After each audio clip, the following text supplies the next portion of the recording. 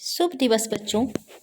राधे कृष्णा हिंदी कक्षा में मैं आपकी प्रतिमा मैम आज आप सब बच्चों का एक बार फिर हार्दिक स्वागत करती हूँ। आज मैं आपको कवि बिहारी लाल के भक्तिपूर्ण दोहों की व्याख्या समझाने जा रही हूँ।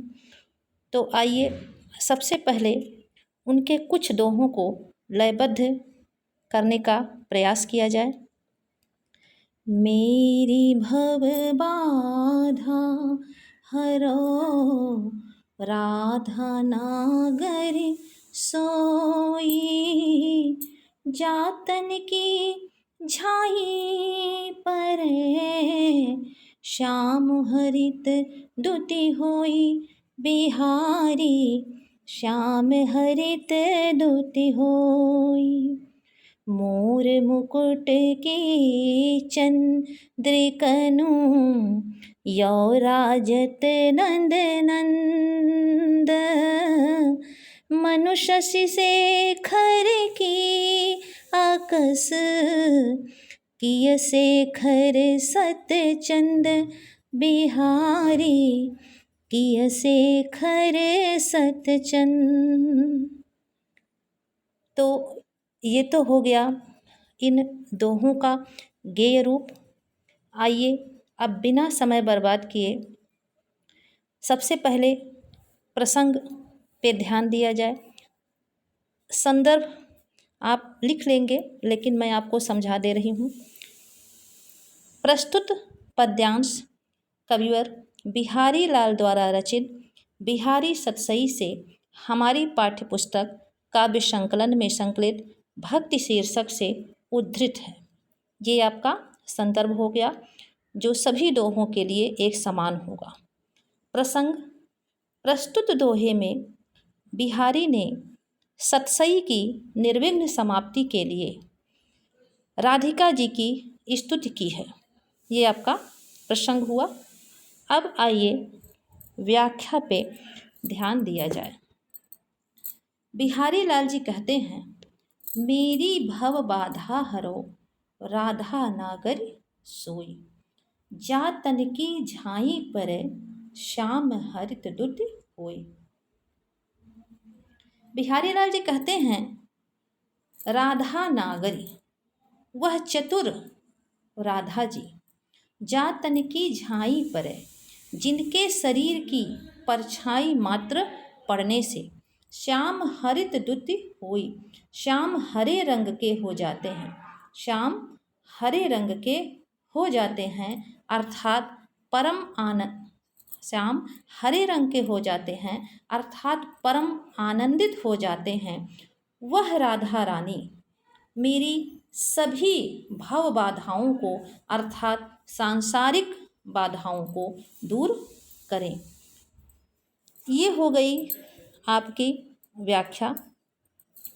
आप इतना तो जानते ही होंगे कि कविवर बिहारी ने गागर में सागर भरा है, इसलिए इनके एक एक दोहे की कई व्याख्याएं की गई हैं, लेकिन यहाँ हम सिर्फ एक ही व्याख्या पे प्रकाश डाल रहे हैं। आइए इसके काव्यगत सौंदर्य को देखा जाए। पहला पॉइंट है, प्रस्तुत दोहे की रचना मंगलाचरण के रूप में हुई है। दूसरा नंबर है, बिहारी की भाषा की समास शक्ति का परिचय इस दोहे से प्राप्त होता है। मतलब एक एक शब्द के कई अर्थ हैं। यहाँ पर सामासिक शैली का प्रयोग किया गया है। व्याख्या कई हो सकती है जिसका विराट रूप है, लेकिन मैंने यहाँ इसे संक्षिप्त रूप में प्रस्तुत किया है। भाषा ब्रज है, रस श्रृंगार एवं भक्ति है, गुण प्रसाद और माधुरी है, अलंकार श्लेष, देखिए श्लेष कैसे है, भव बाधा सांसारिक बाधाएं हैं, झाई परछाई है, प्रतिबिंब है, हरित दुति हरे रंग का प्रकाश है, और परम आनंदित होने से भी इसका अर्थ निकल रहा है। तो एक नहीं अनेक अर्थ हैं। व्यतिरेक अलंकार है, अनुप्रास अलंकार।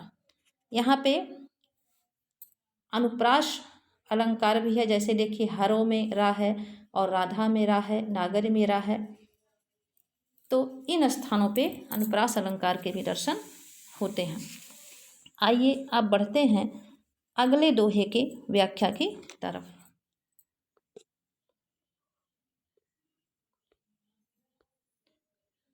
मोर मुकुट की चंद्रिकनु यो राजत नंद नंद, मनु शशि शेखर की आकस किय शेखर सत चंद बिहारी, किय शेखर सत चंद।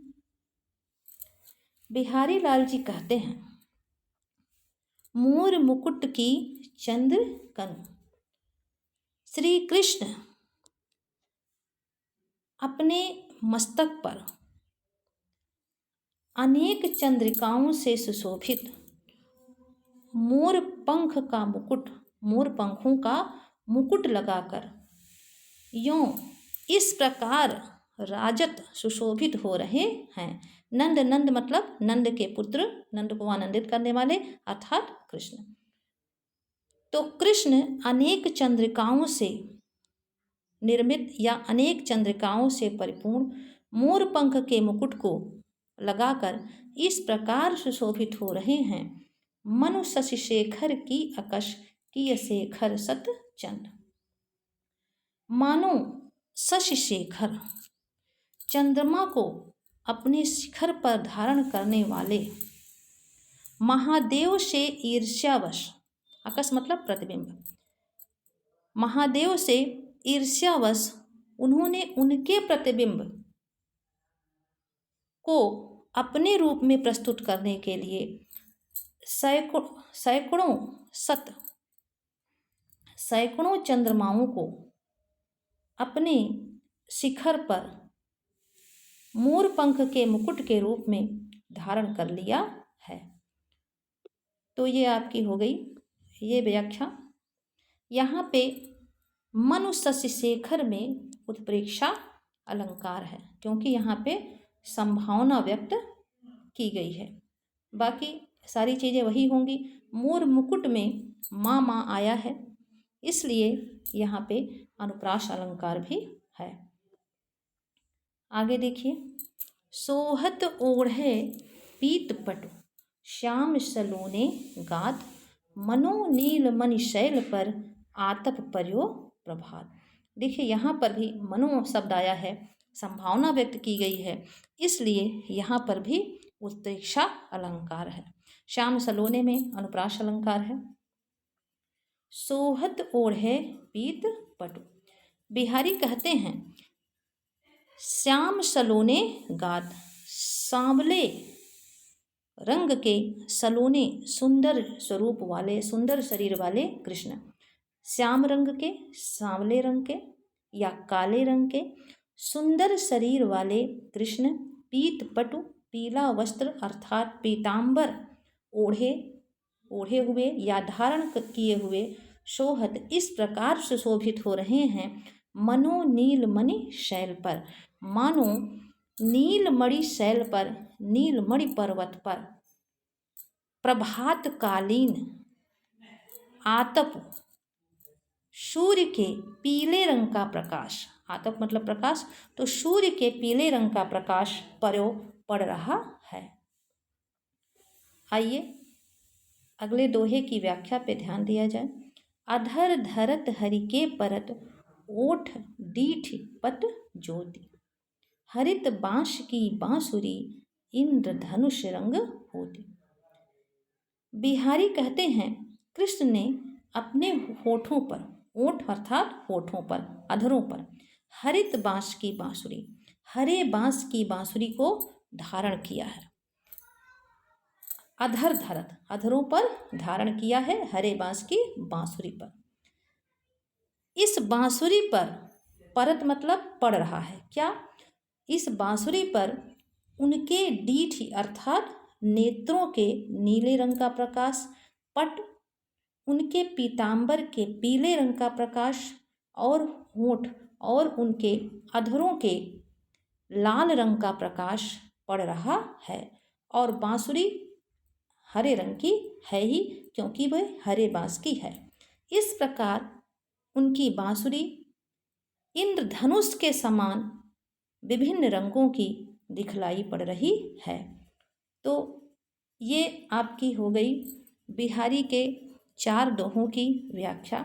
इसके आगे की व्याख्या मैं आपको अगले वीडियो में समझाऊंगी। तब तक के लिए आप सभी बच्चे स्वस्थ रहें, निरंतर आगे बढ़ते रहें। जय राधे कृष्ण।